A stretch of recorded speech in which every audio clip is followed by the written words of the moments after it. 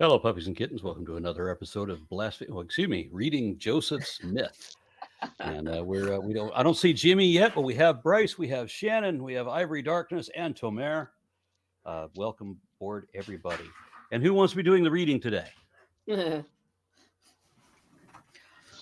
Shannon, is you all were out I with say. Black Plague last week, were you not? I know. Yeah, I had pneumonia. That was fun. God, yeah, I found that out on Christmas Day that I had pneumonia. That was made for a real fun holiday for Shannon. Yeah. So yeah, I was last week. There was no way in hell I was going to make it through one of these without coughing my guts out and everything else. Yeah, good times. I was in the. This is the weirdest. The last time I had pneumonia, when I realized that pneumonia was the thing that I had, I was in India, and I found myself chronically coughing, and I couldn't figure out what just the air quality in India is generally just awful because the whole country's covered in smog except for Agra where the Taj Mahal is, so they know how to fix the problem. They just won't do it across country. And a week later, I was in the world's largest mosque of all places in Abu Dhabi, I think it was. Okay. So I'm in the world's largest mosque when I realize what my chronic cough is, and I recognize it. Oh shit! I have pneumonia. So my host rushed me off to a hospital in Dubai, and I was kind of at death's door. Yeah. That my temperature was 106 point something. Wow. Yeah. The last time I had pneumonia, I was going through chemotherapy. And so that was the last time I came really close to death. And so, yeah, that one was fun. Yeah.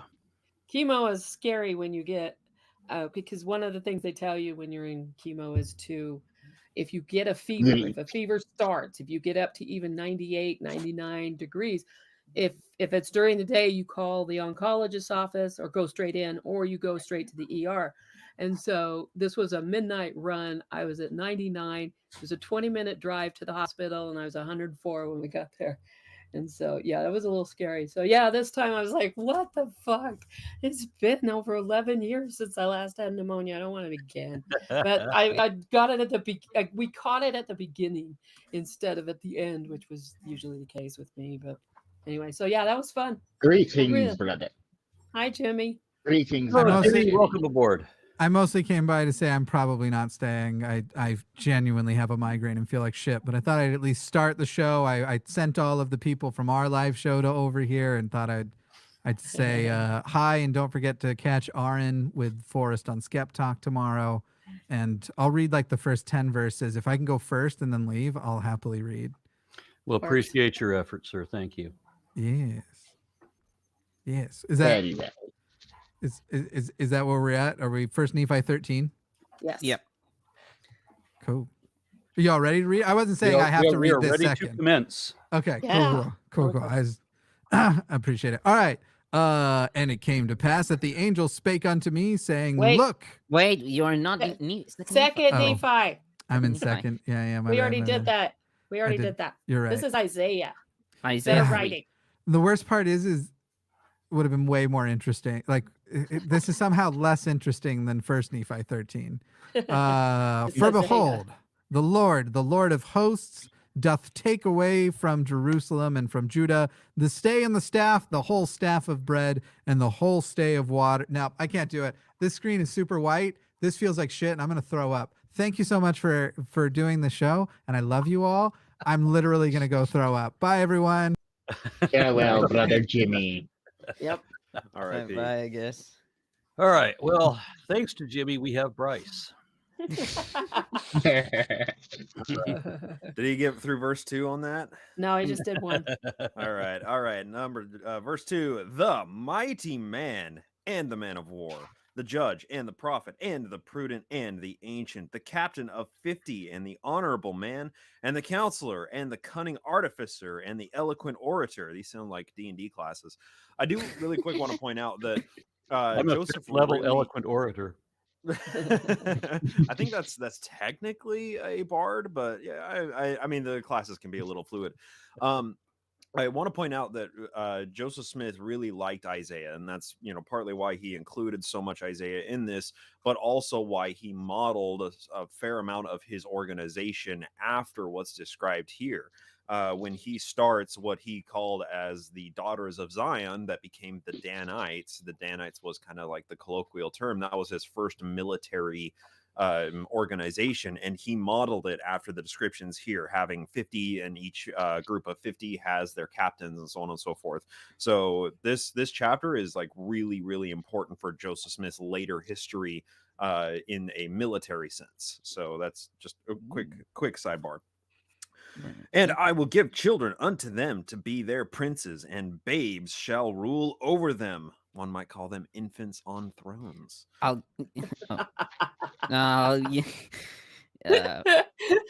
I can start my commentary here. Please do. Yeah. So let's go back to verse 1 about the stand the staff. I hope you know that the staff means a group of people. Okay. So, but generally, like, you can also say that it's like a staff to lean on, like a staff of food, So, Metzudat David comments that God will remove every man or woman that will give bread or water to the poor. And Professor Yai Hoffman comments that God will remove from Jerusalem all the heads of the people of Judah who are like bread and water to them. Okay. And so I was going to ask, why does he say if he means staff as in a group of people, then why staff of bread? So now you just explained it. Okay. And now the second verse, the prudent here. In the Hebrew Bible, it reads as kosem. And Deuteronomy 18:11, KJV translates this as that uses divination, or the NIV as who practices divination or sorcery. Kosem in modern Hebrew is magician, but it's not exactly it in the Hebrew Bible. So Maimonides in Mishneh Torah, Foreign Worship and Customs of the Nations, chapter 11, describes the practices of a kosem. What is meant by a diviner, kosem? This refers to a person who performs certain deeds to cause him to fall into a trance and have his mind cleared of all thoughts until he can predict the future, saying this will happen or this will not happen, or saying it is proper to do such and such, be careful to do so. There are some diviners who use sand or stones to obtain their answers. Others prostrate themselves on the ground, make strange motions, and scream. Others look at a metal or crystal mirror, fantasize, and speak. Still others carry a staff and lean on it and tap with it until they fall into a trance and speak. This is what the prophet, and he quotes from Hosea 4:12, saying, "My people will inquire of the rods, their staffs will tell them." So in the context of Isaiah, Rashi comments that the prudent denotes the king, as it's stated in Proverbs 16:10, like soothsaying, and soothsaying here means kesem, on the lips of a king. However, Ibn Ezra and David Kimchi comment that this refers to the astrologers. Okay. I want to really quickly point out here too, the magic practices that are being described in here, using rods for magic and whatnot, is something that was also built into a bit of the Mormon culture, like Heber C. Kimball, who was one of the primary movers and shakers in the early Utah history, as well as, he joined the church in like 1832 or 33 or something like that. He was the best friend of Brigham Young. He was known for rhabdomancy, which is divination by using a staff that you would basically like draw quadrants in sand that would determine like an outcome, and then you would hold a staff up and then you would drop it, and wherever the staff lands, that's your what your answer is that you're looking for, and that's called rhabdomancy. So the practices of divination and stuff are very much alive within the early Mormon culture, and it's not just Joseph Smith who was using a seer stone and a hat to dictate the Book of Mormon. It was many of the early leaders of the church were all steeped in magic and divination like this. Sheesh! It sounds like we're just creating an entire D&D party with this book. I'm down. I'm down. I would love to DM an early Mormon history campaign. That would be great fun. There you go. Okay, and verse now, 5. Oh, sorry. No, I have more. You have more. Excellent. Yeah. Go. Now, verse 3, the honorable man, in Hebrew it's nesupanim, The NIV translates it as the man of rank, and the JPS translates it to magnate, i.e., a person who is very rich and successful in business. Metsudat David comments that this is the honorable man, while David Kimchi comments that this is the one honorable because of his richness and greatness. And the counselor, in Hebrew, it's Yoetz. David Kimchi comments that this is somebody who is educated in the ways of the world, and Rashi comments that this is someone who knows how to intercalate the years and fix the months. Mhm. Okay. Cunning artifactor, Chacham Chereshim in Hebrew. So I have this. Hold on. Yeah. Rashi here says that these are explained by the Talmud as wise of the deaf, meaning that when he commences to speak of the words of Torah, all become as deaf, i.e., unable to refute his statement. However, Ibn Ezra writes that this is the artist, and JPS translates this as the skilled artisan. The BDB dictionary describes cheresh as magic art or perhaps magic drug, as the same word is used in Aramaic and Ethiopic to describe magic practicing or incantations. Therefore, it can also it denotes this phrase as skilled in magic arts or drugs. Bryce, all of this fits everything about Joseph Smith, but did he understand all of this stuff that Tomera's just defined for us? Did Joseph Smith? So what Tomera is describing is the academic Hebrew understanding of, like, Hebrew scholar understanding of Isaiah from the Torah. Joseph Smith was not an academic practitioner or student of occult practices and magic. He was a folk magic practitioner, which means that he probably didn't read a whole lot of books about magic and like post-enlightenment magic, but I he got the absorbed impression that them. he didn't read a whole lot of books. Yeah, so that's a very distinct and good, accurate impression. But he was somebody who was like, he's referred to as a cultural sponge in many ways. So what was present in his atmosphere, he absorbed and then perpetuated those practices and beliefs. So while he probably never read a book on how to scry, he probably never read Francis Scott. He probably never read Heinrich Cornelius Agrippa. He absorbed those practices by others who had either read those books or had absorbed those practices before him. And those are people we refer to as Joseph's magic mentors. And Lumen Walters is somebody who fits in this category. His own father, Joseph Sr., was somebody who, like, for example, he went to a turkey shoot while he was super drunk, and one time he was trying to curse the other guy's guns so that they wouldn't shoot accurately, right? Like, like it involved like a spell that he was like casting on the barrels of their guns. So it's like he's acquiring these practices through people who are teaching these things to him, and then he went on to perpetuate them. But he didn't like knowing like the inner workings that like Hebrew scholars are talking about, commentary on Isaiah today. He had no like clinical understanding of these things at a very high academic level. He was a folk magician. He was a country bumpkin, right? So. Right.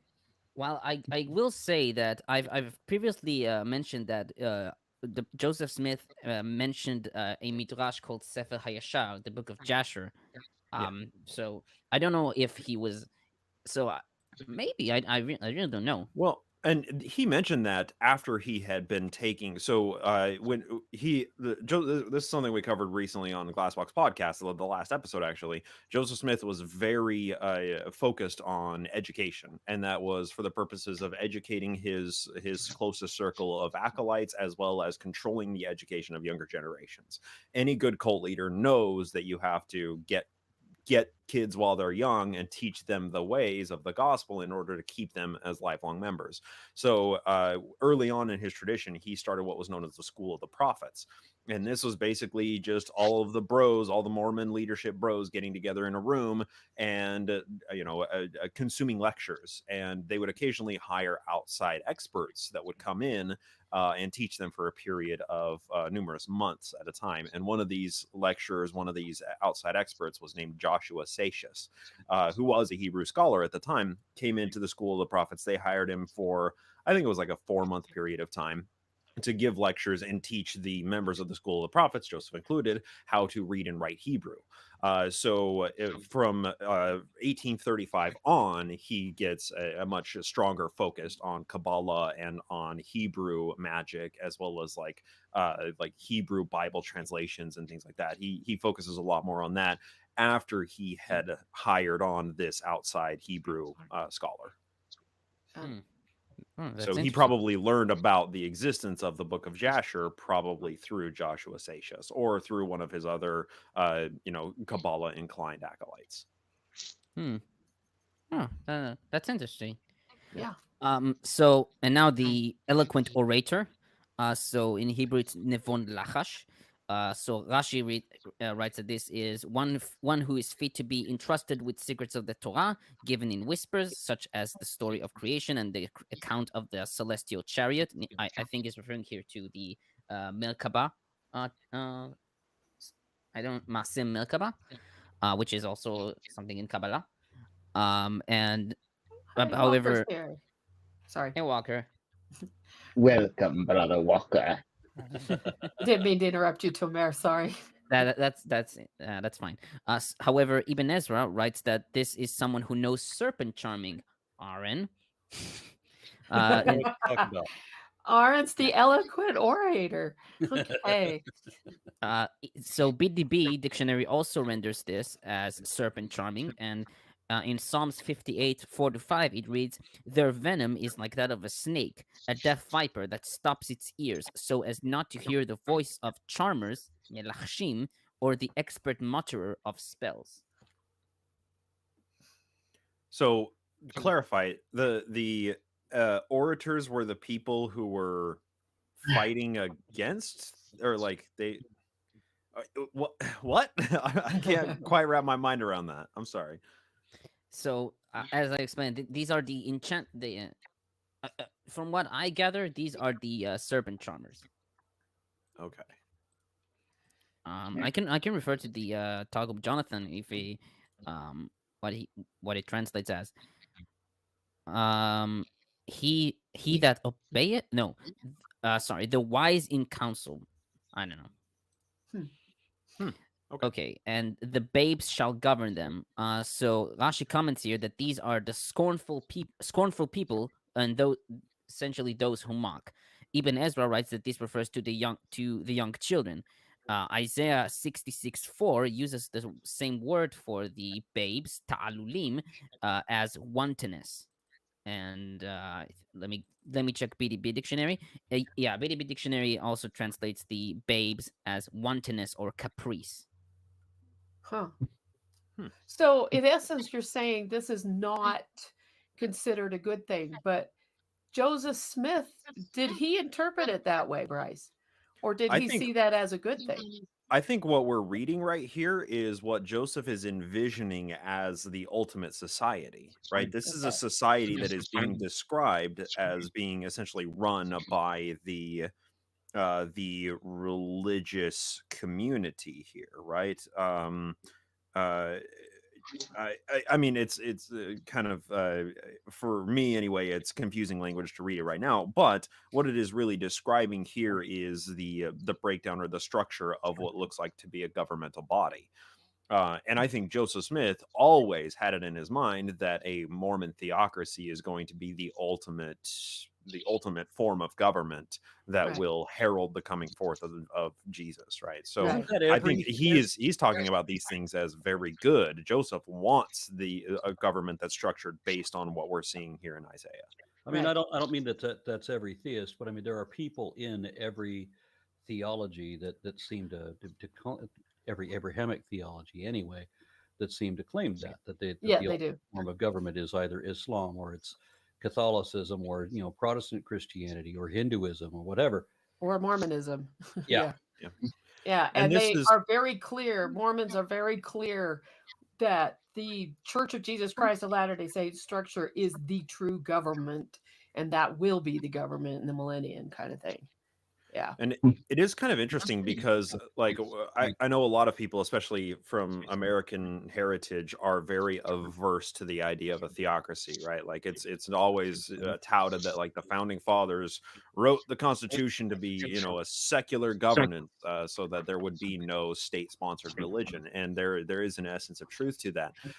But Joseph Smith created a complicated system of governance, piecemeal, based on what was needed at the I'm time. sorry to interrupt, And but I'm hearing an echo.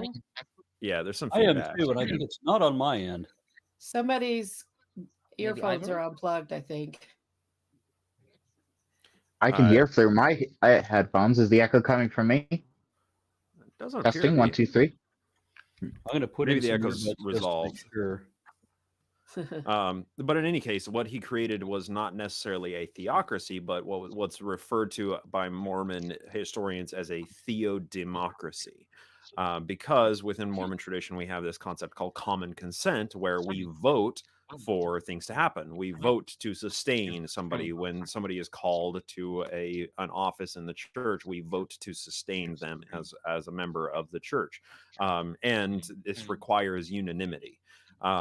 So it's essentially a theocracy that has a democratic element built into it. But of course, nobody ever opposes. And if there have been some public movements to oppose the leadership of the church by voting opposed in general conference, and all of those have been absolutely nothing happening, nothing changing. Yeah, it's a theocracy. There's no democracy to it.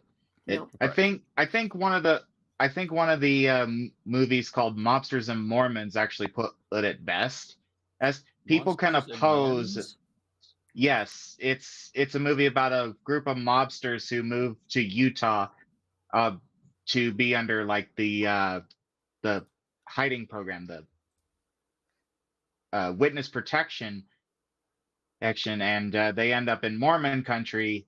And one of the things that occurs is that a almost unanimous non-sustaining event occurs where, because this one person in the group let these mobsters into their group and put them in danger, that the guy got so much opposition, but the guy was still labeled as being the bishop of that church and stuff, and that it's a calling. But even if people oppose it, the person is still called to the position. Yeah. So it's just a theocracy. There's no democracy to it. Right. And if you look at the history of early Utah, that was a dictatorial theocracy. And Brigham Young was able to capture what Joseph Smith wanted to do all along, and did so very successfully. Can I just point out that in verse 2 it says prudent, but it actually meant to say diviner? Yeah. I've mentioned this previously, that the KJV translates Deuteronomy 18:11 as that uses divination. So, and yeah, I think it is the diviner. The JPS translates this at augur. I also I just want to quickly point out before you finish, Tomer, in verse 4 where it says babes shall rule over them, I made a joke and jest, infants on thrones. In case people aren't aware, Joseph gave a lecture right before his death. It's known as the King Follett Discourse, and he talked about what happens essentially when we die, and when we die and then we age back to our prime, and then we rule as gods in our prime. But the question is asked of well, how far back does the aging go? And if somebody dies as an infant, do they then age up to their prime? And he answers that by saying, well, no, that those children age back to becoming, childish, to being infants, and then they become rulers over their dominions. So they become literally infants on thrones, god babies. I just love the concept. That's interesting. All right, verse 5. Yeah, 5. I talked a lot. Somebody else take it. Okay. I will. All right. And the people shall be oppressed, every one by another, and every one by his neighbor. The child shall behave himself proudly against the ancient, and the base against the honorable. When a man shall take hold of his brother of the house of his father, and say, Thou hast clothing, be thou our ruler, and let not this ruin come under thy hand. In that day shall he swear saying, I will not be a healer, for in my house there is neither bread nor clothing. Make me not a ruler of the people. For Jerusalem is I want to mention that in verse 6, what the Hebrew Bible read is let this ruin, not let sorry, what was that again? Let not this ruin come. In the Hebrew Bible, it's let this ruin come. So he added the not. So did he reverse the meaning? Is that what you're saying? Yeah, he says Joseph Bill Bard Isaiah. I love it. Basically, it sounds like it. Yeah. No collusion between Isaiah and Joseph. None whatsoever. For Okay. Jerusalem is ruined, and Judah is fallen, because their tongues and their doings have been against the Lord to provoke the eyes of his glory. Can I just say, just side note, it just kind of always makes me laugh when I see this. For Jerusalem is ruined, because the Book of Mormon was put out during the 1800s, which is the Regency era and in England. And when they say somebody is ruined, like a family is ruined or a woman is ruined, it's because she was alone with a man, regardless of whether anything actually sexually happened, but it's considered she is ruined. And so when I see that, I'm like, Jerusalem is ruined. Jerusalem has been raped or whatever, that kind of thing. So anyway, that always just kind of makes me grin. That just kind of oh, go ahead, Tomer. No, you go ahead. Okay, it's I'm now just thinking about Stu E. Griffin. I wish we had Jimmy here. I should point out that verse 7 here, I will not be a healer. So Targum Jonathan translates this as, I am not a proper person to become a chief. Rashi comments that according to the simple meaning, it reads, I will not be a confiner, i.e., I will not be a judge. I will not be a judge who confines and convicts to prison. Isaiah 1:6 describes the people as having bruises, welts, and festering swords, not bound up. Chavshu. The word for healer is chavash. Chovesh here. So the ruler is described as having to heal the people. Okay. That's it. We are The in show of verse... verse 8, sorry. I just read verse 8. The ruined thing. The show of their countenance. Read some of the chats that have come up. Yeah, go ahead. Cream Gamer offers $5 and says, eloquent orator sounds a lot like a cunning linguist. And then Matt White says, and the children shall lead, became a Star Trek episode title. Yes, it did. Mormon Skeptic says, Mormon Church is the government of heaven, which is why the structure has changed so fundamentally over time. Exactly. Yep. There was a comment earlier by Matt at White I saw. Yes, I do happen to know the legend of Darth Plagueis the Wise. Excellent. All right. Where are we at? Verse 9? 9. Yep. Who's reading? The show of their countenance doth witness against them, and doth declare their sin to be even as Sodom, and they cannot hide it. Woe unto their souls, for they have rewarded evil unto themselves. Say unto the righteous that is well within them, for they shall eat the fruit of their doings. Hold on Woe a second. unto Hold on a the second. This just something about the way you're reading this struck me as funny, so I have to laugh. Good.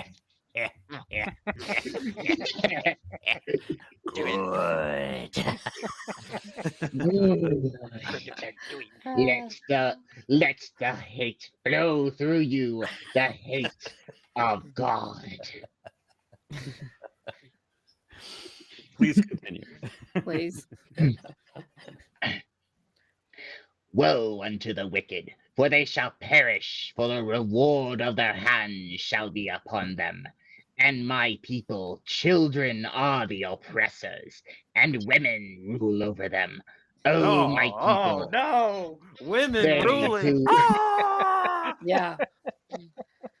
And Mormonism is very much against that. They try to pretend by, the token women and sort of in charge of something in general presidencies, but really nothing. No. Well, Ruling comes from the priesthood, and those are the decisions that matter. Anything else the women do has to get approval from the men. So things like with the general conferences, when there's even a general women's meeting, the men preside over it. The men are the final speakers, all of that shit. So, yeah. Something interesting to note here about the Septuagint and Targum of Jonathan translate women as creditors, possibly translating the word for women as nashim as noshim, which means creditors. Rashi comments that the women are just adulterous women that will govern them, and David Kimchi writes that the rulers are as weak as women. So it to him it refers to not the women but the rulers who are as weak as women. It's so like fucking like many levels of sexism built into each different translation of it. Jesus Christ. Like, Yep. But it's Yeah. interesting to but it's interesting to know that that both the Septuagint and Targum of Jonathan translate this as creditors. Maybe there was a change in the Masoretic text. I don't know. Well, so I mean, in the Hebrew tradition or in the Mosaic law tradition, like creditor is like an abominable thing, right? Like you're not supposed to owe money to anybody or something. So like the label of creditor was seen as like a very like an invective on somebody. Is that accurate, Tomer? I have no idea. Okay. Maybe that's Yeah. me just jumping to conclusions, but I think that's how I understand it. I know in India, in this time frame, that there's the class system, right? You had and the lowest of the caste system was people who were tanners, right? They were the people picking up dead carcasses off the street, and then there was salesmen, middlemen. So yeah, debtors. We still have a fair yeah, amount Bryce. of feedback coming from one I of the think it's coming participants. from Ivory Darkness. Yeah, I think so too, because he's the only one who doesn't have an echo.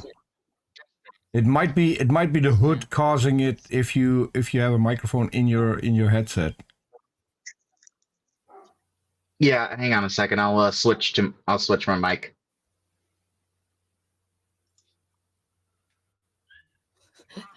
Okay. I'm going to read this comment from a Margan. $20. Thank you very much. Says something, something, something, dark side. Something, something, something.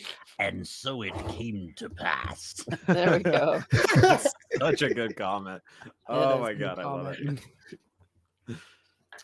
That Where better? we at? Microphone testing. 1, 2. Okay, Still- that sounds better. Yeah. Okay. Yeah. I switched to my desktop mic. Okay. Verse 12, I Oh think? my! No, 13. Yeah, We were we halfway haven't through finished verse yet. 12. Okay. Oh, oh my! Dang it! I lost my Darth Sidious voice. O my people, they who lead thee cause thee to err and destroy the way of the paths.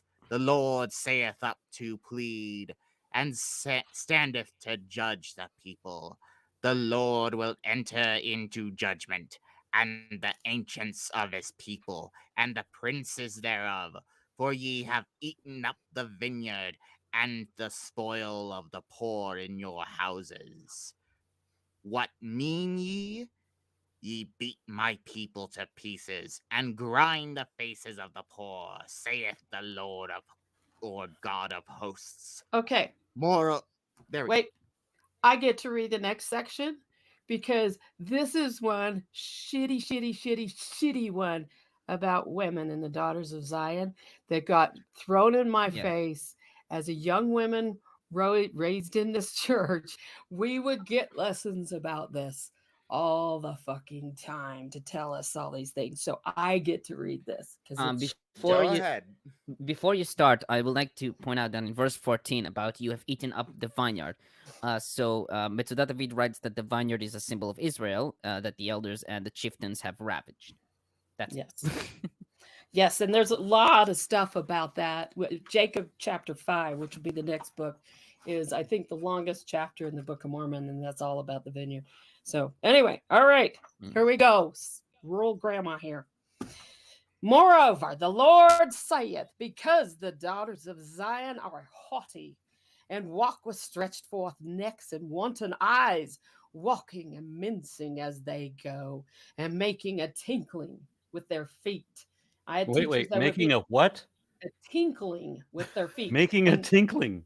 yes, so we got told anklets. You can know, do that while you're walking? Yes, because if you have little anklets like with bells on Yeah. your feet, Yeah. you don't wear those. Those Yeah. things were Okay. outlawed in Mormon church where I grew up. Yep.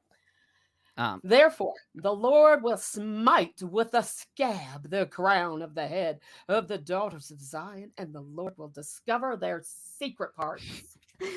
so before we go into the secret parts, I have like half a page about verse 16. So first about the daughters of Zion are haughty. So it could also be read as and the daughters of Zion grew taller, or as David Kimchi suggests, with their backs straight.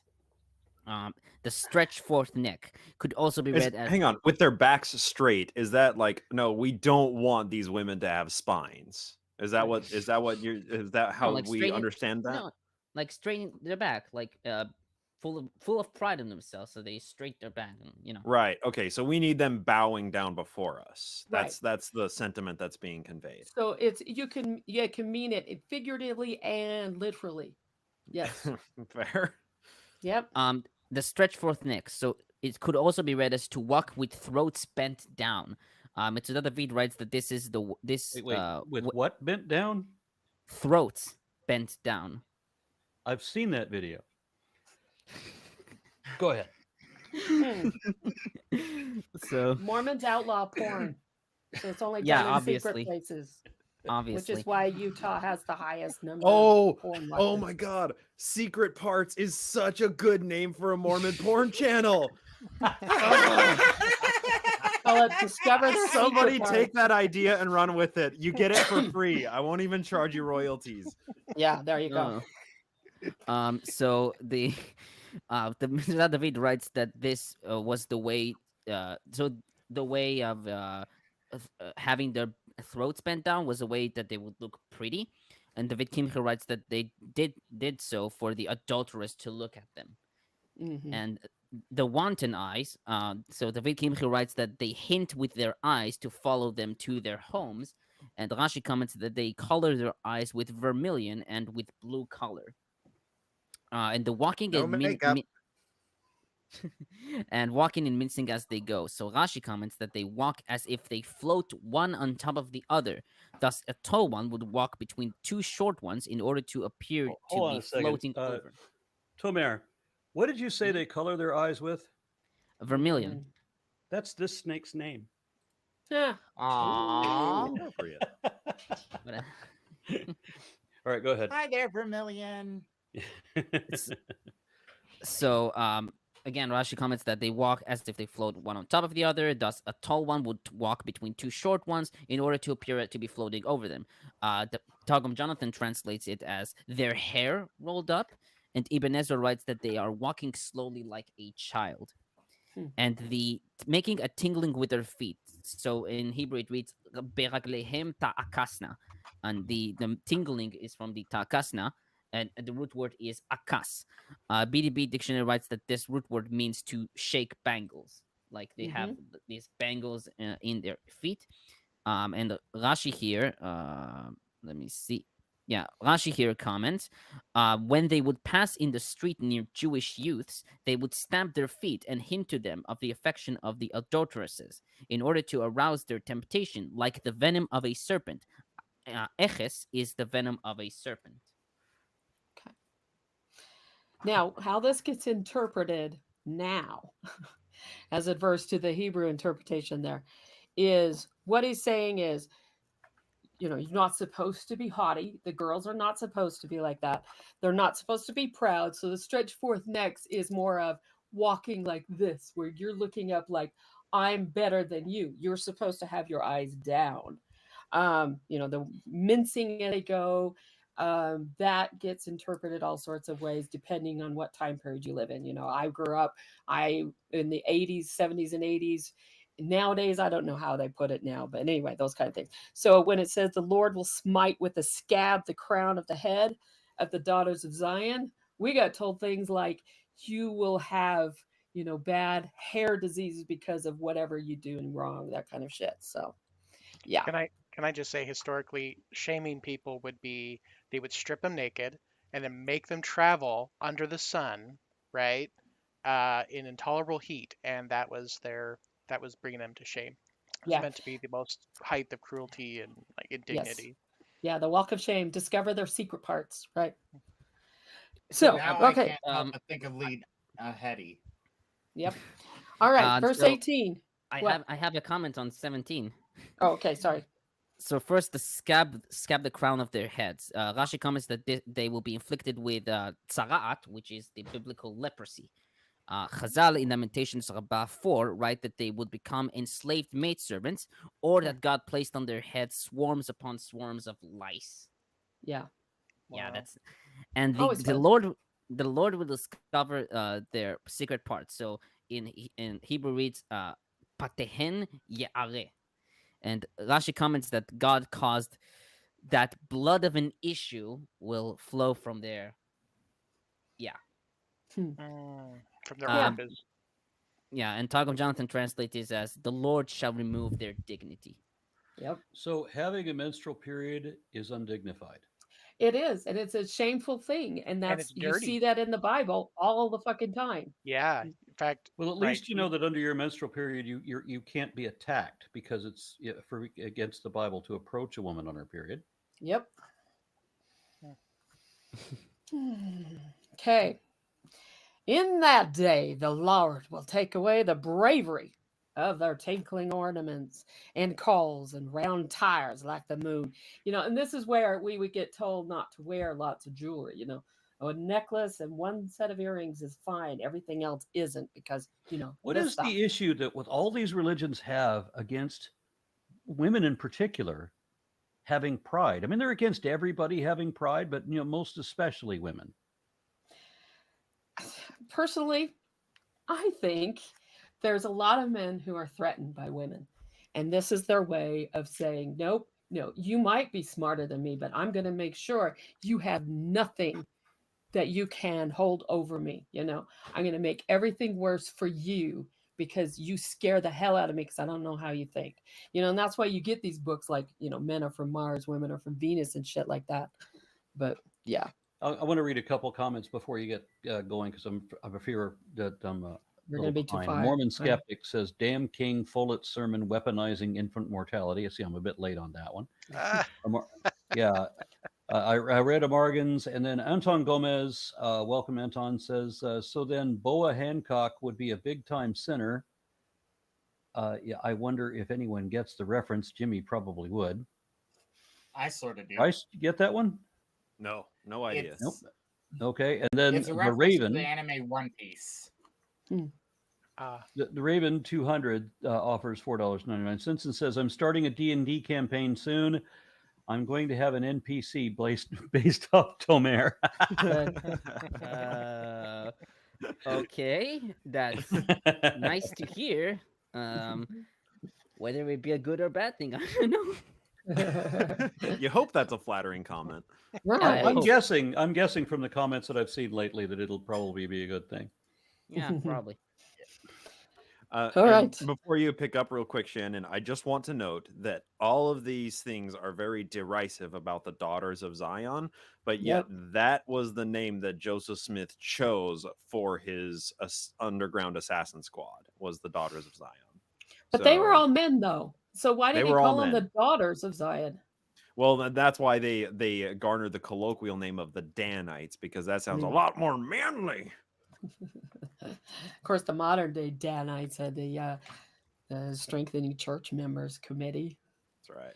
That holds secret files on people, and they've sent one to my bishop because they're not very happy with me right now. Anyway, okay, verse 19. The chains and the bracelets and the mufflers, the bonnets and the ornaments of the legs. And they say now that's leggings. This is beginning to sound like the Grinch Who Stole Christmas. Oh, you bet. And the headband, and the tablets, and the earrings. I have to pause this for just 1 second, because as growing up as a gearhead, my dad pointed out this scripture and said that the Book of Mormon prophesies about the automobile. The muffler. And I read this as the bonnets, and he said, oh, and in England they call the hood of the car the bonnet, and it's the mufflers, and it blew my fucking noodle. I never read the whole chapter. I just read these verses, and I was like, oh my God, there are cars in the Book of Mormon. Golly gee willikers. Wow. Well, why not if you're submarines? Honestly, the reference to iron chariots being equated to modern day cars, ours was another thing that was like, the heck? Yeah. All right. The rings and nose jewels. Yeah. Nose rings are like a huge no-no in Mormon church. The changeable suits of apparel. So having more clothes, more clothes than you can wear 7 a day. Yeah. And the mantles and the wimples and the crisping pins. We were told crisping pins were curling irons. And the fuzzles and the wuzzles and the ting toozlers. Yeah. The glasses and the fine linen and hoods and the veils. What do you want to say, Tomer? Well, I skipped those verses because if I would have talked about every single one, it will be nonstop. But Yes, I just read about the changeable suits of apparel. In Hebrew, I think it's machlatzot, and the BDB dictionary translates it as robe of state. Okay, that makes sense. And it shall come to pass, instead of a sweet smell, there shall be a stink. Yeah, we got told that means you're wearing too much perfume. And instead of a girdle, a rent, which a girdle, what we interpreted a girdle is not what was not really this, more like a belt on this, and it'd be a rent rather than a tear. And instead of well set hair, baldness. And instead of a stomacher, a girding of sackcloth. Burning instead of beauty. So if you try to be beautiful, it'll turn ugly on you.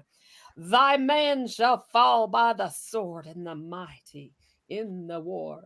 And of course, this got told to us that if we were too prideful and did all of these things, wore nose jewels and stuff, then the men around us would fall by the sword, because we would have weakened them by, wearing the wrong thing. And her gates. What? Weaken the knees. Yeah, there you go. Because we were just too damn sexy. Yeah, had those porn shoulders. And her gates shall lament and mourn, and she shall be desolate, and shall sit upon the ground. So I should mention about the stomacher. Yes. So in the Hebrew Bible, it's called ptigil, and it's a hapax legomenon. And its meaning and origin is actually not known.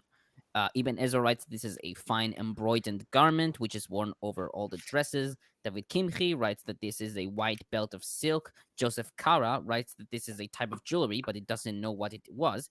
The Septuagint translates that it is a tunic blended with purple. Klein Dictionary and the BDB Dictionary both render it as a rich robe. Yeah. Chapter 14. I'm still going because this is still about women. Hold and on. in that I need to prepare. I need to. Okay, you're on Isaiah chapter 4. Yeah, just let me open the right book. Yep. Next chapter, yeah. And in that day, 7 women shall take hold of one man, saying, we will eat our own bread and wear our own apparel. Only let us be called by thy name to take away our reproach. Oh, Shan, please comment on that.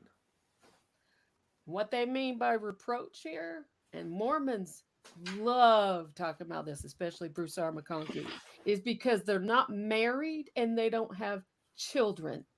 So they are worthless unless they're married and have children.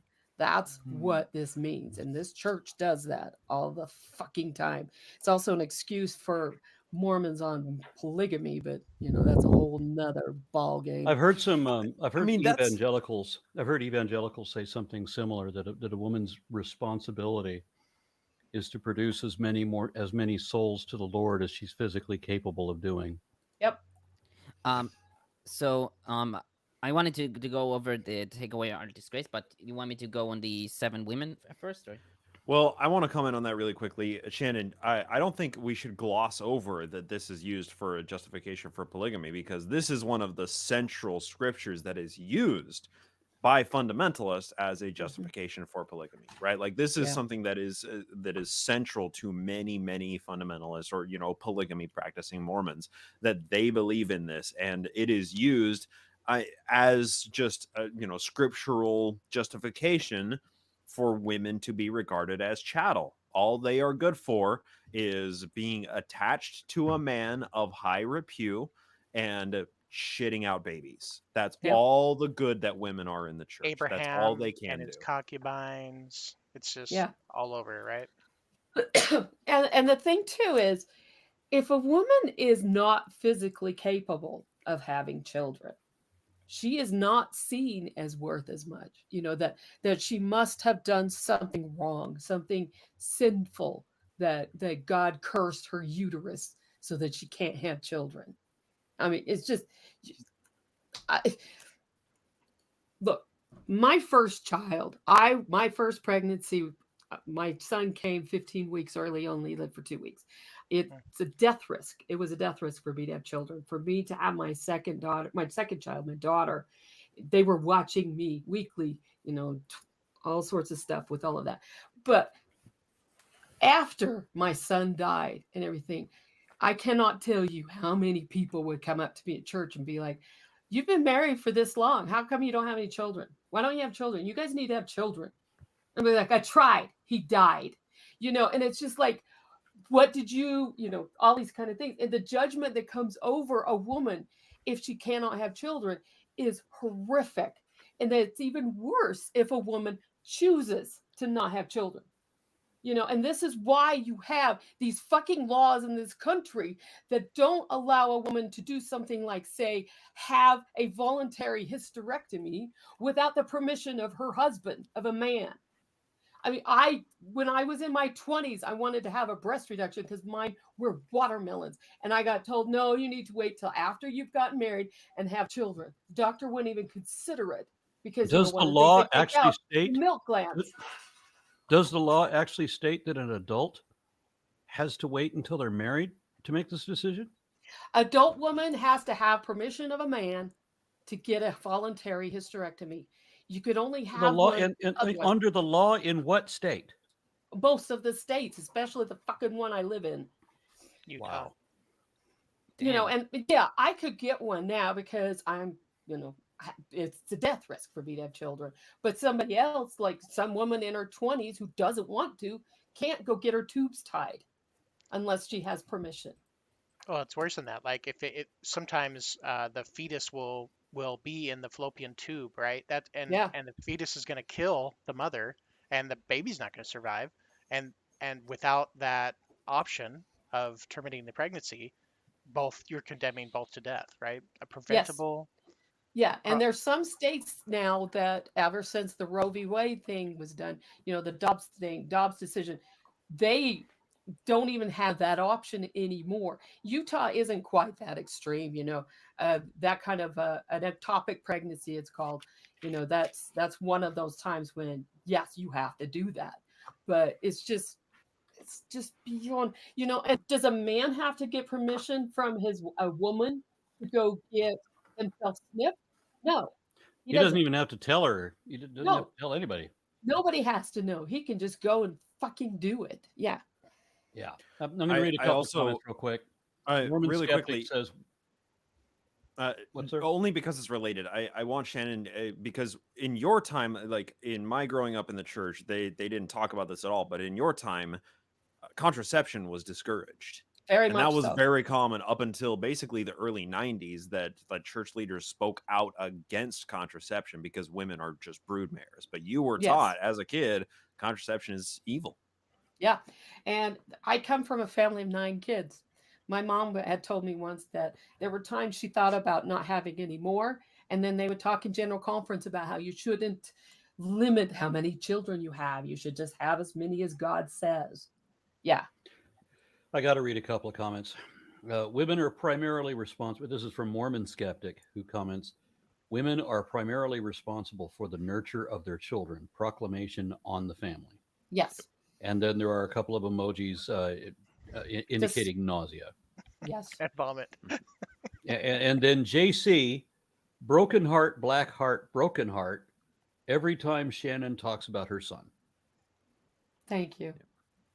Thank you. Then I have no idea how to pronounce this. Just I'll say Lubelar. Lubelar says, I'm Australian and couldn't get my tubes tied because I only had one child. I was 30. My husband got a vasectomy. No questions asked. Yep. Yeah, we feel you. Fucked. I'm sorry that shit kind of goes. That shit goes on in Australia as well. We always thought that you were more mature than the U.S. I will say, Shannon, I'm glad my 2 youngest siblings are here in the world, but my own mother risked her life 2 times more for my 2 youngest siblings. Yeah. After that, after my youngest sibling was born, she got an immediate hysterectomy because she could have died from giving birth to my youngest sibling. Yeah. And that's on that topic. And it was doctor recommended. Yep. Still on topic, a new comment from Matt White says, the thing about the UK hospitals, they put women who have suffered miscarriage in the same ward as new mothers. Oh fuck. Fuck you. Yeah. Wow. So are you they just actually trying to there are hurt the the women person? that are here too. Yeah. Sorry, go ahead. Are the UK hospitals just trying to hurt the feelings of the mother? Is that what they're trying to do? They see it all as the same. It doesn't matter. Yeah. Well, and it's like the whole medical profession. I mean, most of the things have to do with them studying men. They don't study women's bodies and everything. I mean, it's even things like women experience a heart attack different than a man does, but all of the things they tell you about heart attack have to do with how a man experiences it, not how a woman does. They don't put the two together. You're starting to see it more now, but you have to look it up. Heart attack symptoms in a woman. If you look up just heart attack symptoms, you see the man stuff every time. They're just in some of the medications defense, right? Like it's unethical to give a woman who's pregnant certain experimental medications, and so there's some right. Well, I'm just saying, like, there could be a reason or a justification for maybe some of the bias that's in the literature. I can't read them all, but there's an awful lot of comments that are they're on par with what we're saying here. They're obviously in agreement. Oh yeah. Like anyone in Utah remember the husband who murdered a doctor and staff because he tied his wife's tubes without his okay after many dangerous pregnancies. He said the doctor cut him off from heaven. And fucking hell. Yes. What? The murder didn't do that? Right. No, it's like murder's justified sometimes. Remember what happened with Nephi and Laban? Mm-hmm. Sometimes it's justified. This book has way more justification for murdering people than it has basically anything else. Yes, it does. And so, this church is so shitty. Justification in air quotes. Or I should say it in Norm Macdonald way. I mean, this Joseph Smith guy was a real jerk. Yes, Goddamn right. for Bust sure. that guy. So you want me to start my commentary here? Yes, go ahead. After So Shannon first up- spouted off for a while. No, that's perfectly fine. Good spouting. So first, 7 women shall take hold of 1 man. So Rashi comments here that this will happen because of the many widows, for all the males will die in battle. God Joseph- damn it, that's so Mormon too. Yes, it is. They practice polygamy in Utah because of the Mormon battalion, where no Mormon men died. They went and built fucking roads. They didn't even fire a goddamn shot the whole time. And no, it's the same justification. Oh, well, all of those men are going to die in battle. All those women are going to need a husband to support them. Fuck. It's nice to see consistency among, apologetics from Hebrew to Mormonism. Yeah. Well, to be fair, it was around the time when when Israel was captured by Assyria, and they were they had the danger of war. I'm not making any commentary about the historical justifications for this because those are reasonable, but I am making commentary on these justifications being used in Mormon context for polygamy, because that like Mormon men haven't died en masse ever in all of Mormon history, but they still use it as justification that we need to support the widows for polygamy. So like the old excuse that makes sense from the Torah is still being used in Mormon parlance today, and it's fucked up. But my Mormon family tells me about all of these military conflicts. Right. Where men didn't die in mass and leave a bunch of widows. That never fucking happened. So Joseph Kara also writes that these women are those who decorate themselves for prostitution and grew tired of their husbands. I have to wonder also, what is the huge offense between the Abrahamic religions, like all of them, and prostitution? What exactly is the big fucking deal? Because if you're not worshiping God the way God wants you to, then you are not doing what He wants. Well, you mean there are no Christian hookers? His way. I think Are it's there no inheritance. Christian hookers? It's inheritance. I think that's where, if you're going to talk about historical justification, that if you're going to have a child and it's a firstborn and it's going to be inheritance to that child, then you want to make sure it's your genetics or your tribe. But you also have the issue of sex is supposed to be for procreation, not for enjoyment. And one of the things that got said a lot for the last few centuries on that is prostitutes are there for the enjoyment of sex. Wives are there for procreation. Okay, they aren't, if they enjoy it, there's a problem with them. I saw this bumper sticker once upon a time that showed, for me, the example of Christian logic, when it says, if God didn't mean for us to eat animals, then why did he make them out of meat? On the same lines, if God didn't want sex to be for enjoyment, why did he make it feel so good? Right. And you've got those in Islam who are like, well, we don't want this to happen. So you got female genital mutilation so that the woman can't feel that enjoyment from it. How many recalls does the human body need? I mean, my knees are shot to shit. I need bionic knees within the next 10 years. So there's a recall for me. Yeah, well, we're talking about a recall. We're talking about where, you have a manufacturer mandate that you have to remove your foreskin, and you also have to remove the clitoris. What's the reason for that? Oh, well, God made a mistake. And if you remove the foreskin, then you won't be quite as sensitive during sex. You won't enjoy sex quite so much. Right. And it will also cause more pain for the woman. Yes. I also want to add too that one of the primary oppositions against sex work too is a woman going into business for herself, right? Like a woman who is using something that she has in order to get money as a business proposition. That is something that is very, very feared by religious people. And Right. you know, and I say religious people, like it's the conservative religious people, but like it's the majority of religious people are very averse to the idea of sex work because, I mean, one of the reasons for it is women are able to make money for themselves selling a product of their own making. And Right. that is, we cannot have women on par with men making money. That is impossible. A woman needs to make money from her husband, who is the actual breadwinner of the family. Right. I would like to see a show where there's an entirely female panel discussing, you know, whether, you know, sex work should be justified and under what conditions. I'd like to see that.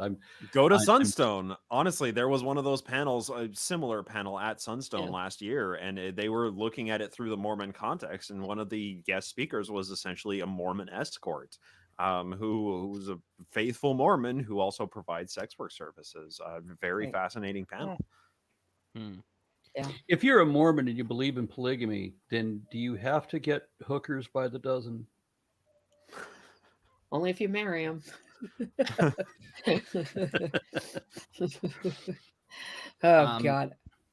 I All mean, right, didn't continue, Joseph Smith please. even marry a non-member once? I mean, one of his wives was in a hat and a hood, and they married, and she wasn't even a member. Can I That's- continue? Yes. Yeah. Okay, and now we will eat our own bread and wear our own apparel. So according to Exodus 21:10, the husband is required to give the wife food, clothing, and conjugal rights or ointments. In Isaiah, the wives are prepared to take care of themselves so that they would be called by his name. Okay. And to take away our disgrace. So David Kimchi writes that it is disgraceful for a woman to not have a husband. Eliezer of Beaugency writes that disgrace comes from accusation of prostitution. And Lamentations 5:11 reads that Nebuchadnezzar commanded his armies not to have relations with married women, lest they be punished, so they begged to be nominally married. Yeah. Nominally married. I wonder how many people in the U.S. right now are nominally married. I can think of 3 famous people right off the top of my head who started out heterosexual and then decided that they later in life decided that they prefer women and have long-term relationships with other women. Yeah. Elvira is one famous example of that. She is. Yep. So how is it a disgrace when you have a marriage for 17, 20 years with another woman and you're perfectly happy? How is that disgraceful? Because there's no man involved.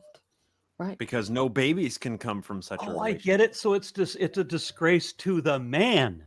That's what I say. I mean, shit. I mean, isn't that the subtitle of the Bible? A treatise on male insecurity? Yep. Yeah, I mean, it I all would venture to say that started- the Quran certainly seems that way too. The Quran always struck me as a book being written entirely by and for incels. Yeah. It's all goes back to Eve. It's Eve's fault that all the problems are here. Yep. Yep. Okay. So let's go on. In that day shall the branch of the Lord be beautiful and glorious, and fruit of the earth excellent and comely to them that are escaped of Israel. And it shall come to pass that they are left in Zion and remain in Jerusalem, that they that are left, they that are left in Zion and remain in Jerusalem shall be called holy, every one that is written among the living in Jerusalem. When the Lord shall have washed away the filth of the daughters of Zion, and shall have purged the blood of Jerusalem from the midst thereof by the spirit of judgment and by the spirit of burning.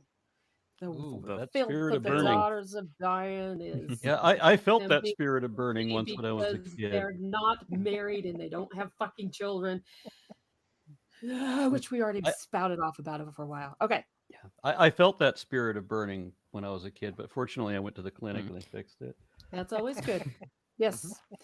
And the Lord will create upon every dwelling place of Mount Zion and upon her assemblies a cloud and smoke by day and the shining of a flaming fire by night For upon all the glory of Zion shall be a defense, and there shall be a tabernacle for a shadow in the daytime from the heat, and for a place of refuge, and a covert from storm and from rain.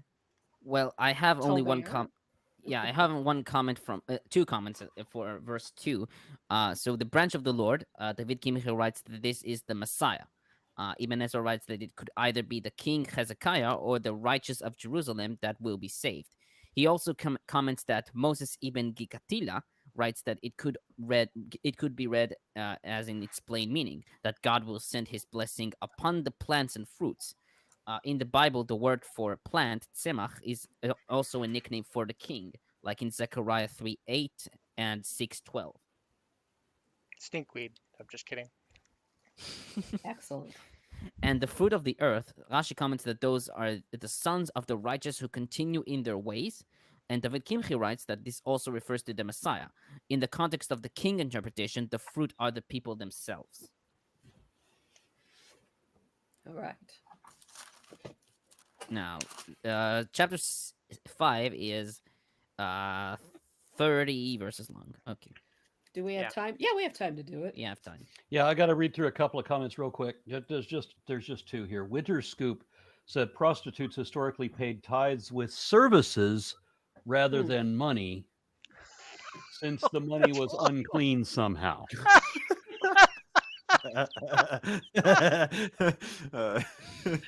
Bless me, Father, for I'm about to sin. Little black book. And then Hearn Weber says it is highly likely that laws concerning keeping women away from other men because did I read that right? It is highly likely that laws concerning keeping men away from other women or other men were because while you can always know who a kid's mom is, there can be doubt about their father. Yep. That's the foundations of marriage to begin with. That's what marriage Isaac Raskin comments, that's why Jewishness passes through the mother. Yeah. In if the mother is Jewish, then you are Jewish. Right. Okay. Now, before we start with Isaiah 5, I should point out that it is composed of 3 parts. Verses 1 and 7 are the vineyard parable. Verses 8 and 23 are a collection of prophetic statements, and verses 24 to 30 talk about a prophecy of destruction upon the enemy that will come to Israel. Mm-hmm. Okay, we're going to try to read this expediently since we got 45 minutes and 30 verses. So who wants to read? I'll keep going. It's kind of fun. Okay. I mean, yeah, I kept hearing from people this past week. We missed your preacher voice, Shannon. Yeah, that's not a preacher. That's my grandma. Yeah. All right, here we go. And then will I sing to my well-beloved song. My well-beloved, a song of my... I can speak. Yeah, that sounds like grandma. And then will I sing to my well-beloved, a song of my beloved, touching his vineyard. My well-beloved hath a vineyard and a very fruitful hill. And he fenced it and gathereth out the stones thereof, and planted it with the choicest vine, and built a tower in the midst of it, and also made a wine press where therein, because of course you gotta have wine if you have a vineyard. And he looked that it should bring forth grapes, and it brought forth wild grapes. And now it did not bring forth wild grapes. This is a vineyard. These are domesticated fucking grapes. He planted it. It's a parable. Bryce, it's a parable. I'm sorry. I'm reading scripture literally. That's my mistake. It's a metaphor.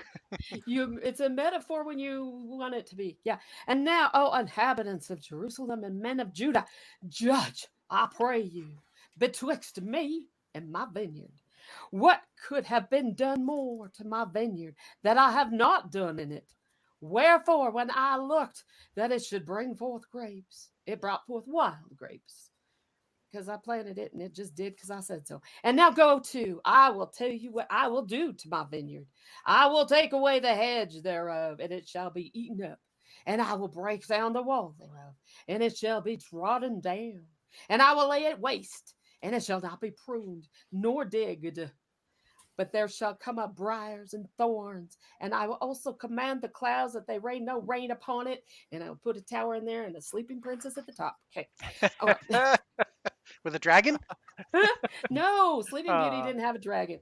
For the vineyard, only the Disney one did. Nobody else did. All right. Well, For that the would've vineyard of the Lord, unless you're reading the Princess Flora Lindham, the 42nd Tower, that's pretty damn good. That's got a diamond-plated dinosaur dragon in it. But anyway, side note.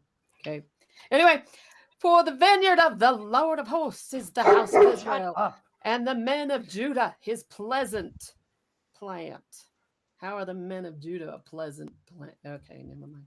And he looked It's for a judgment. parable. I know. But they're not that nice.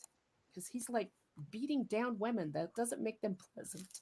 And he looked for judgment, and behold, oppression, for righteousness, but behold, a cry. Woe unto them. Yes. Okay. Wait. I have only 2 comments for verses 1 and 7. So Okay. first off, the very fruitful hill. In Hebrew, it's Keren ben Shamin. Rashi comments that this is a corner of mountains fit for oil, for olives to produce oil. Ibn Ezra comments that this is a beautiful spot among the vineyards of Jerusalem. The word Keren in Arabic means a small hill or a peak, and Shemen means fat or fatness. So Keren ben Shamen means a hill or a slope that brings fertile or fat harvest. Okay. And the oppression part, in the Hebrew Bible, the word that is used is mispach. It is a hapax legomenon. The root word is sapach, which also appears in Leviticus 13:7 and 7:8, and in the word mispachat, which means a scab or a rash, like we've seen in Isaiah 3. We've seen previously the word that is used for the scab, and this is also. Ibn Ezra therefore interprets the word to mean a disease, but in the context of the verse, it is interpreted as injustice. Okay. Excellent. Okay. Onwards. Woe unto them that join house to house, till there can be no place, that they may be placed alone in the midst of the earth. You hear that, New England? Right. In mine ears, said the Lord of hosts, of a truth many houses shall be desolate, and great and fair cities without inhabitant. Yea, 10 acres of vineyard shall yield 1 bath. What the fuck? It's a measure. Okay, keep going. Okay, Keep going. Wait. Okay. And the seed of a homer, like Simpson, shall yield an ephah. Okay, first up in verse 8, join house to house. So Rashi comments that they draw their houses one to the other, thereby taking the land of the weak poor man between the 2 houses, and so there's no place for the poor man to live. Oh shit! So Seattle, right? Okay. Now a bath is a volume measure. Probably 1 bath equals 22 liters. And the ephah is similar in size to the bath. The homer, in Hebrew homer, according to Ezekiel 45:11, both the ephah and the bath are 1/10 of an homer. So 1 homer equals 220 liters. So what the verse here says is that a vineyard that stretches on a wide surface will yield a very small amount of harvest, and a field which has seeds of around 220 liters will only produce 22 liters of harvest. Okay. Excellent. Here we go. Woe unto them that rise up early in the morning, that they may follow strong drink. Okay, never mind. That continue until night, and wine inflame them. I will say that's one scripture that is often used for the Mormon word of wisdom, which is their prohibition against alcohol. It's like, oh, the scriptures warn people against drinking strong drinks because that hangover just hurts too much. Yeah. Right. And the harp, and the viol, the tabret and pipe, and wine are in their feast. But they regard not the work of the Lord, neither consider the operation of his hands. Therefore, So you can't have any musical instruments. no music during dinner when you're drinking wine. Right. If you're not drinking wine, you can have music during dinner. Or if you're drinking wine, no music, but you can't have the two together. Got it? Okay. Or at least from the harp, the viol, the tabret, and the pipe. You can't do those. So if you have a piano, it's okay. If you have a guitar, it's okay. But I not got to the throw in a others. comment. Yeah. I got to throw in a comment that's a little bit late. It's Andrea D. said for $5 says infants on thrones. No wonder God has so many tantrums. Sorry for the delay. I was just listening while cooking. Yes. Hey, you know what I say? I say God is Kylo Ren because he's got ultimate power and no self-control. He throws temper tantrums. All right. Therefore, I won and that then wrestling match fair and square. Okay, guys, I totally won. Then he launches all of his artillery at an imagined enemy. Yep. I'm going to win. And he beats up everybody. Yeah. All right. Therefore, my people are gone into captivity because they have no knowledge, and their honorable men are famished, and their multitude dried up with thirst. What the fuck does that have to do with anything? All right. That is a scripture to justification for Aaron taking super chats. Yep. There we go. Yep. There Their you go. honorable men are famished. Therefore, hell hath enlarged herself, because, of course, hell is a female, yeah, and opened her mouth without measure, and their That's hot. glory, and their multitude, and their pomp, and he that rejoices shall descend into it. Well, I should point out that the word that is used for hell is Sheol. Yeah, it's just different. It's the Hades hell, right? It is the underworld, in underworld, the Hebrew yeah, Bible. Sheol is sometimes described as a creature that swallows the dead, like in Isaiah 14:9 and Proverbs 30:16. This is the underworld of the Bible where all souls, good or bad, reach. Okay. I want to remind you, Tomer, that the Christian interpretation of the Bible is so very different than the biblical interpretation that whenever we come to these distinctions, I'm hoping that you'll be available to draw those distinctions, like the existence of the Christian devil concept anywhere in the Old Testament, for example, and references to the Christian concept of hell within the Old Testament as well. Okay. Interesting. I'm curious if hell is female. If hell is female, isn't Sheol then English, because hell has always existed? Sheol. Well, hell is female only if you're in Mesopotamia, where it's under the name of Ninhursag or Erskigel. I forget which one it is. But if you're in Greece, then it's male, because then it's under Hades. Or if you're in Norway, well, then it's hell again. It's just Hel, and again, it's female. The funny... Shoot, I lost my train of thought there. That's okay. Must have lost it in this hood. Yes. Okay, onwards. All right. And the mean man shall be brought down, and the mighty man shall be humbled, and the eyes of the lofty shall be humbled. Still waiting on that prophecy to be fulfilled. Yep. Isaiah, you're about 2,500 years too late, motherfucker. Come on, any minute now. Any day now. But the Lord of hosts shall be exalted in judgment, and God that is holy shall be sanctified in righteousness. Then shall the lambs feed after their manner, and the waste places of the fat ones shall strangers eat. For whatever reason, this verse reminds me of that movie that I saw out of New Zealand, where there's all these zombie sheep eating people. So this verse is one of the more obscure verses in Isaiah. So I've wrote like a page-long commentary on this verse. Oh my! So yeah, I'll just go through it. Tagum Jonathan translates the verse as, "And the righteous shall be fed as it is promised concerning them, and they shall multiply, and the substance of the ungodly shall the righteous possess." So not really the plain meaning here. Now, so the lambs. While Rashi, Joseph Kara, and Targum Jonathan write that the lambs symbolize the righteous, Eliezer of Bouchoncy and Joseph Ibn Kaspi write that that the lambs symbolize the poor people. David Kimche accepts both interpretations. And feed after their manner. In Hebrew, it's kedavram. According to the BDB dictionary, dover means pasture, as in Micah 2:12, as a flock in the midst of its pasture, hadavro. The word that is translated as feed is ra'u, which means to graze or to tend. So the most accurate translation will be, then shall the lamb tend in the pastures. The waste places, charvot. Rashi comments that this symbolizes the houses of the wicked, and David Kibchi writes that these are the houses of the rich who steal from the poor. The fat ones in Mechim, Rashi, David Kimchi, and Joseph Ibn Kaspi render it to mean the fat ones, like the translation suggests, the wicked who indulge in food and drink all day. Ibn Ezra writes that these are the fat lambs that have marrow in their bones.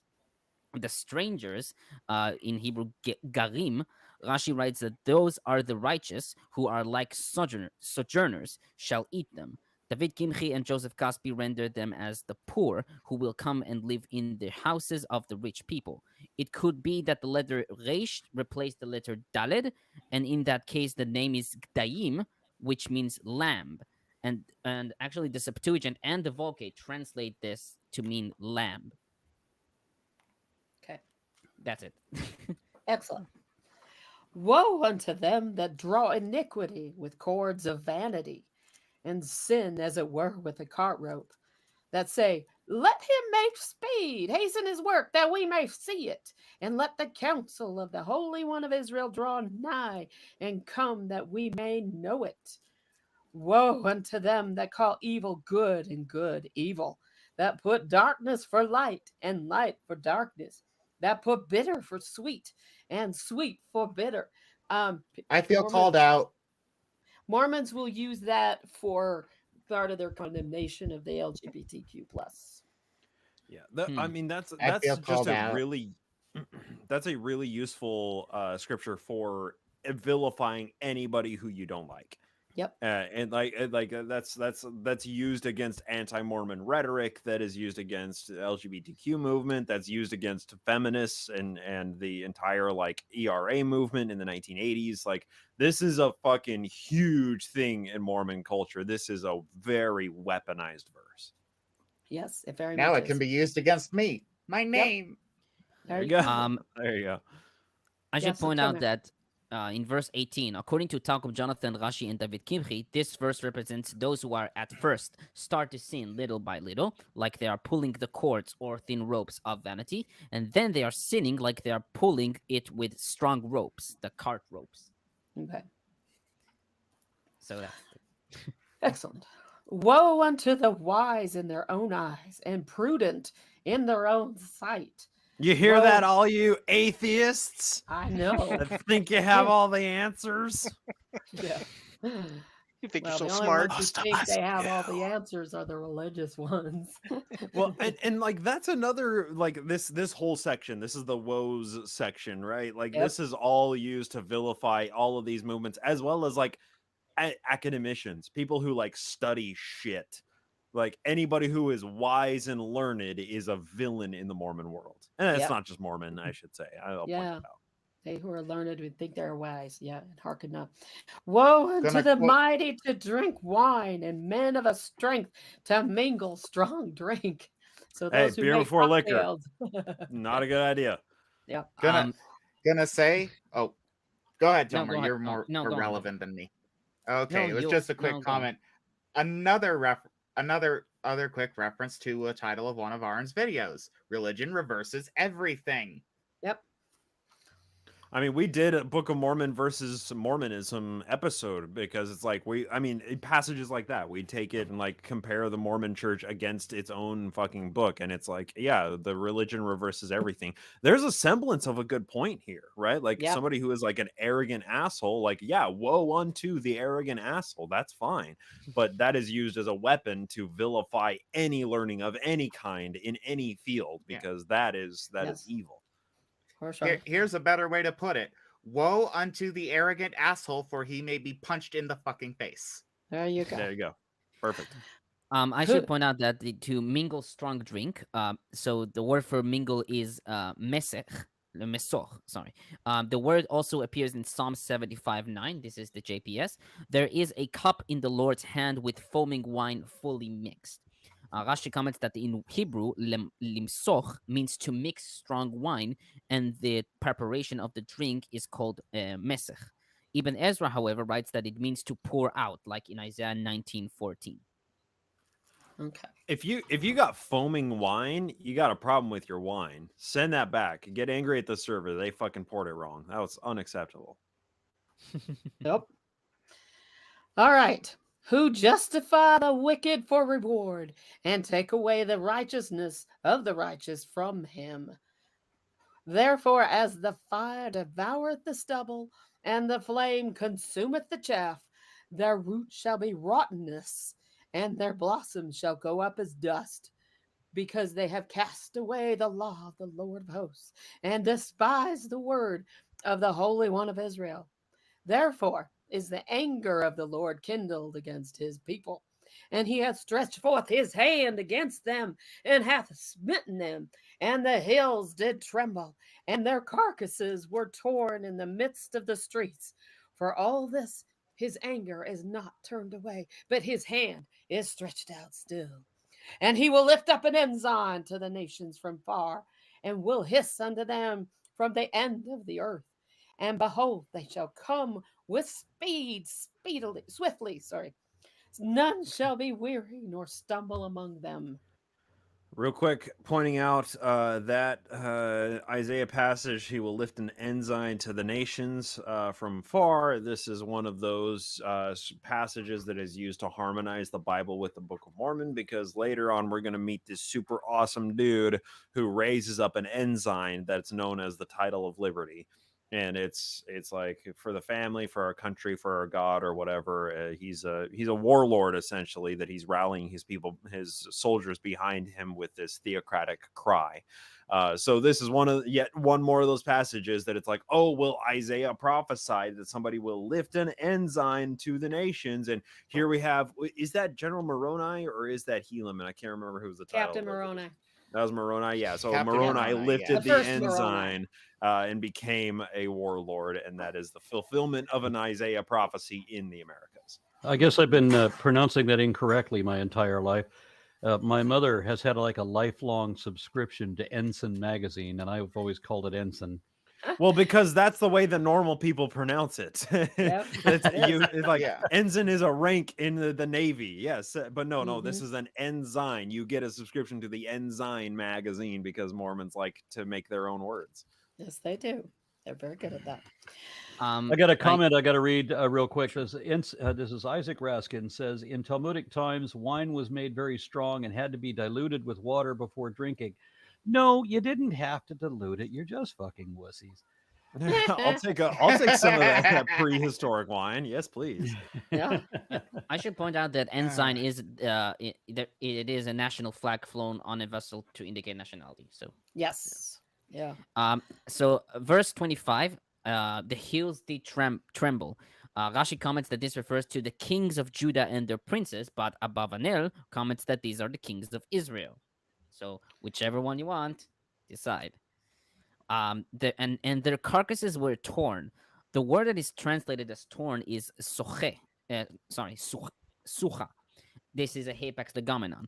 Rashi comments the description as like spittle and vomit, which is expelled, nisach, from a person's body, which is repugnant.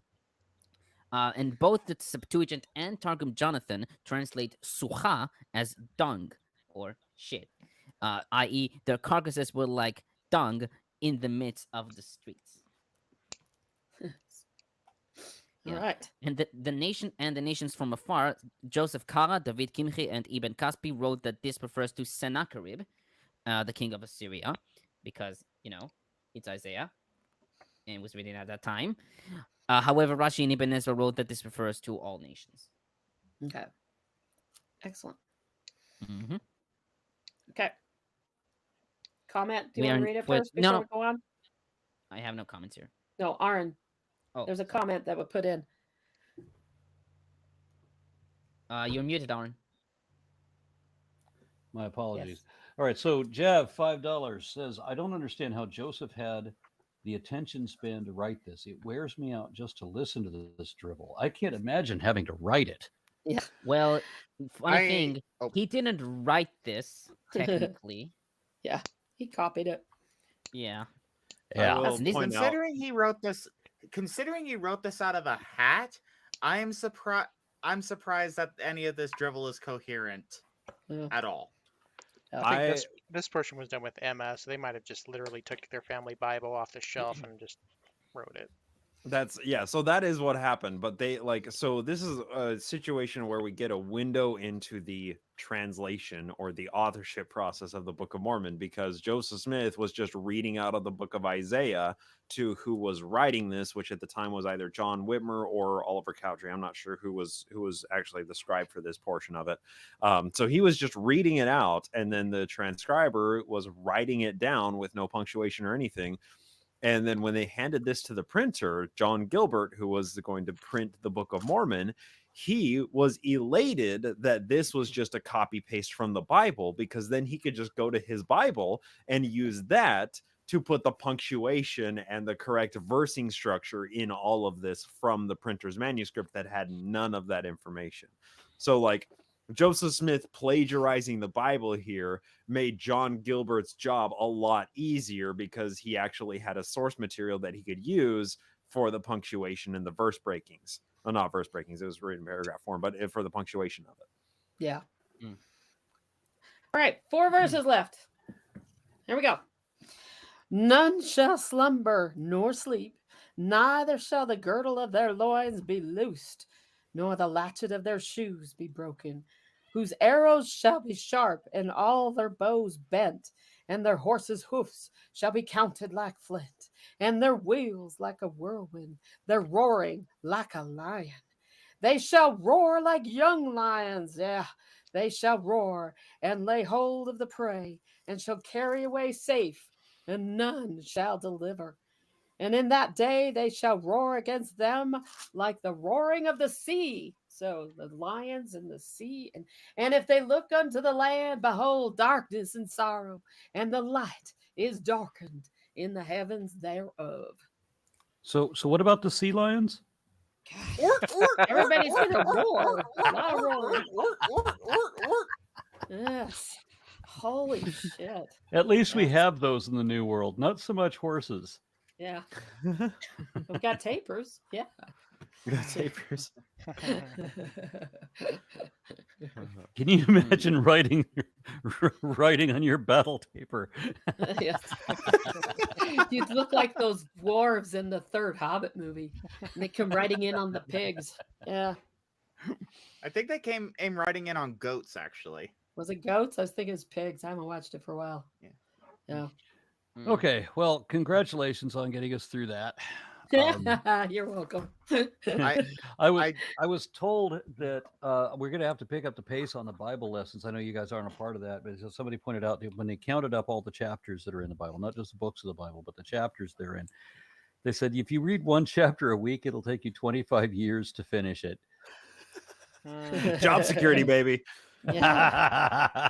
So we're going to have to find a way to pick up the pace on the Bible. I don't know if we need to do, I don't know, like a 3-hour session, or do we need to do it almost like every other night or whatever?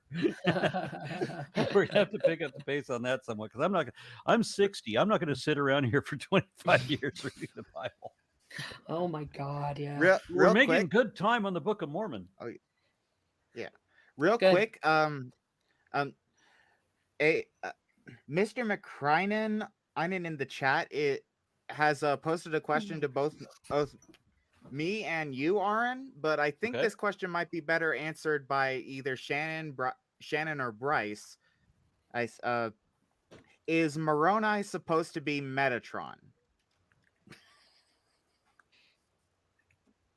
Quick Googling of Metatron, because Metatron, one of the four archangels. One of the four archangels, and he was played by Alan Rickman. Okay. Yeah, it's an angel that appears in Jewish mysticism. So this is the name that Enoch received after his transformation into an angel. So Metatron is an archangel, essentially? It's an angel that is described both in the Talmud and in Kabbalah as well. You know what? Since we're He's dealing supposed to be- in like the words, like the world of theology, sure, why the fuck not? We're just making shit up on top of what people made shit up, a couple thousand years ago. Why not? I love it. the funny thing is, while we are on the topic of angels and stuff, there was a video I watched a few weeks back before I came on the show, talking about Mormon history and stuff, and it was another religion bashing on Mormonism and stuff, and it pointed out, and this is one reason I asked about the Satanic Bible a few weeks ago, Aaron.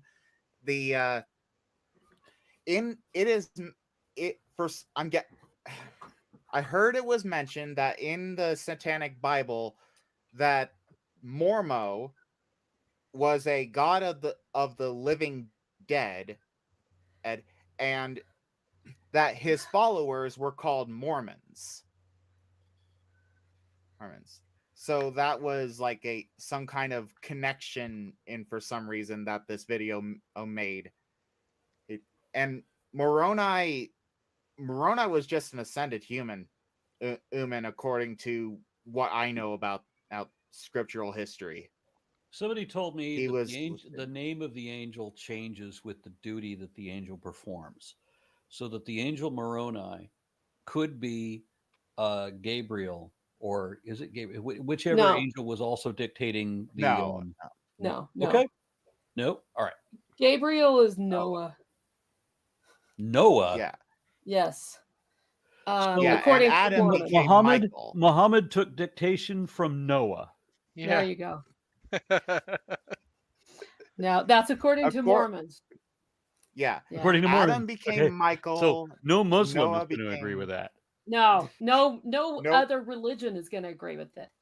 Okay. Yeah. It's just a whole bunch of thing, and it's one of the primary reasons I referred to them as necromancers before. A lot of their rituals and traditions are for the dead, and it's a reference to a god of the dead. It just kind of makes sense to fit them with that moniker. They're just cherry picking and melting all of these other points of view into this hodgepodge of a religion and calling it the absolute truth.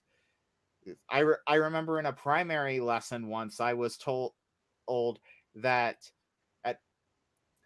before Joseph Smith had reinstated the church on the earth, that Lutheranism was the most accurate and the most complete gospel on the planet. But it wasn't the complete gospel.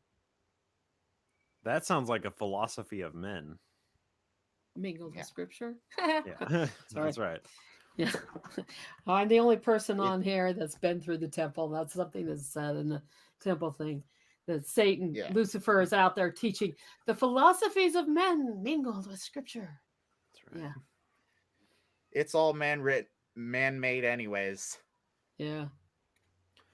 There's a quick diversion we could take here. That's like the role of archangels in Mormon theology, because like Shannon, you said that Gabriel is Noah, that like and it does kind of comport with what Aaron was saying, that like they are named the archangels based on what their task is, and like Gabriel being Noah, that's his role as being like a shepherd of the human race through the flood and everything. But there's something steeped in early Mormon traditions, in the Utah tradition anyway, which is known as the Adam God theory. Whereas I like to call it the Adam and Eve gods doctrine. We did an episode on this on Glassbox pretty recently, but essentially the essence behind it is that Michael was an archangel that came down and took the human form of Adam and then formed essentially the human race and became a god by the act of procreating the entire human race. So once Adam, the form of Michael died, that's when he ascended to godhood. And in the Mormon culture, we have this phrase called Amen, which is AH-MAN, Amen. and that is seen as almost like an office, that is like a place where people can like where men can level up to, as almost like a, like Christ is like a label of an anointed one. Amen is the label of somebody who has achieved godhood. So in Missouri tradition, or in Missouri history within Mormonism, Jackson County, Missouri is the place where Adam and Eve inhabited the Garden of Eden, and then somehow apparently the flood happened, and then Noah found his way over on Mount Ararat after the flood. But Adam and Eve lived in the Garden of Eden in Jackson County, and when they were banished from the Garden of Eden, the first thing that Adam did was he went and traveled to a place nearby, that's Adam on Diamond, where he built an altar for the sacrifices. And once he died, he essentially traveled back to Adam on Diamond, where he died, and that's where Adam ascended to godhood and became essentially the god of our celestial sphere. Yeah, I've been there. Or terrestrial sphere. My parents took me there, some kind of spiritual trip through all that whole region, and so we went and saw the park there, and these are the stones. Oh my gosh, crap like that.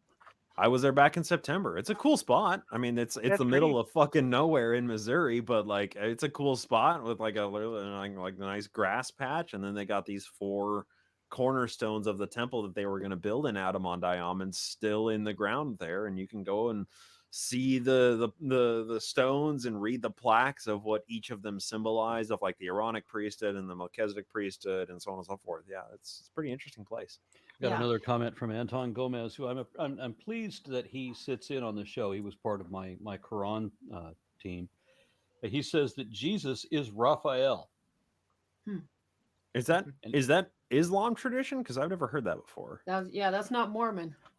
Yeah, well, I don't know. Anton, can you like throw in a subsequent note? Yeah. I responded. Jesus is Jehovah. I responded to that because Jesus is also Melchizedek and female and has come back to Earth already, and she calls herself Christ Lisbeth and has a YouTube channel. For people who didn't know, of course. I should throw out that according to the Bhakti, Jesus is also the 8th reincarnation of Vishnu. Yeah. Oh, It's all weird. One thing too, because when going back to what Bryce was saying about the Adam God doctrine, this was a very big thing with Brigham Young, but Mormons still keep with the Adam is Michael thing, and it's in the temple ceremony. Because then the endowment ceremony in the temple, you first go through the creation, where Elohim tells Jehovah, who becomes Jesus later, but tells Jehovah to go down and do each of the things, and Jehovah takes Michael with them.